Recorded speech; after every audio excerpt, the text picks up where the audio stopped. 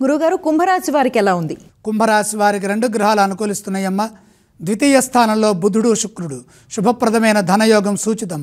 అవసరాలకు తగ్గట్టుగా కృషిని కొనసాగిస్తూ ఆర్థికపరమైన ఆలోచనలు చేస్తూ మంచి విజయాలు సాధించండి. స్థిరాస్తులు వృద్ధి చెందే విధంగా నిర్ణయాలు తీసుకుంటే మేలైన ఫలితాలు సాధించడానికి అవకాశం లభిస్తుంది. వ్యాపారం బాగుంటుంది.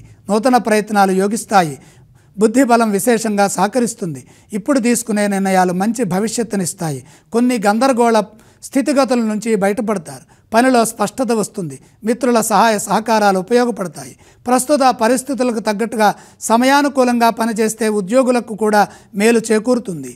ఎవరితోనూ వాదోపవాదాలు చేయకుండా శాంతంగా సంభాషిస్తూ ఉద్యోగంలో మీ ప్రతిభను కనబరచండి. తగినంత గుర్తింపుని సాధిస్తారు.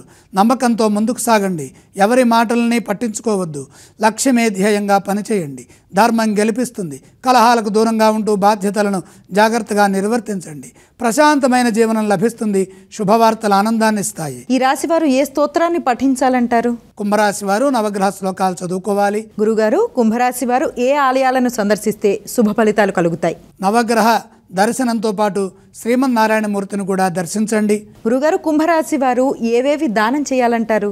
అగ్ని భగవానుడికి నవధాన్యము భక్తిపూర్వకంగా సమర్పించండి.